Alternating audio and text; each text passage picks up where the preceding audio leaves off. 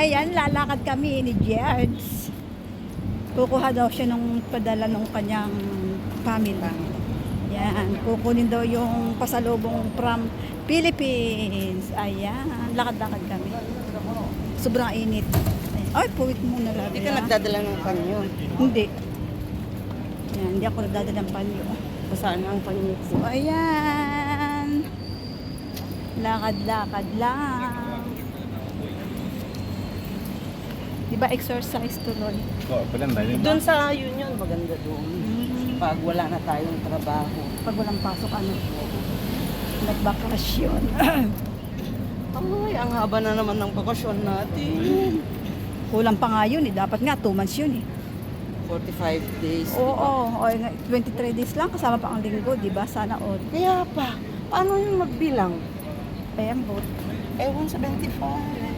Sinama doon ang ano. Sana all natin. Sana all. Walang 100. Try ko kaya din matulog mag-isa na 100. Saan? Dito sa hotel. Tapos ko nung gagawin mo, di iiyak ka lang. Yung muni-muni. Ah! Iiyak ka lang. Sabi niyo, Money! Iiyak ka lang pag mag-isa ka lang. init. Hindi matay ka sa init ba? Sabi nila, saan daw yung magandang catering na Philippine food?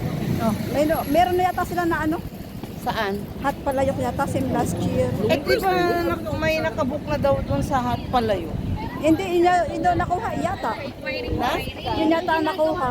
Hindi nakuha nga. Hindi ba? Kaya, Ewan. kaya nga naghahanap sila. Ambot sa kanila. Ambot sa kanila. Wala sila. 30 per head lang ang kaya nila. Saan may descent yan? Wala lang, dito lang. Kagaya kanina, ang aga-aga nilang nagpa-uwi. Oo. Tapos, Tapos late naman lang pala. oo, kagulo pa yung sa harap.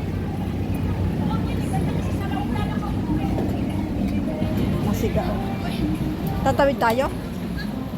Alam mo yung mga salaulang babae, mga puki nila, dinahugasan.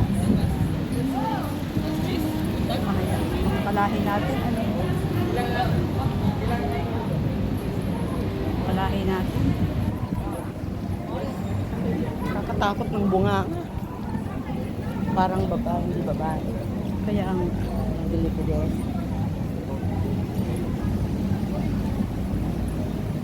papansin lang yan, mga ganyan. Ha? Mga papansin.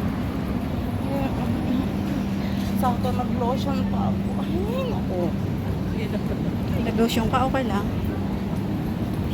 Nag-lotion naman din ang nagpuputi. Okay lang yan.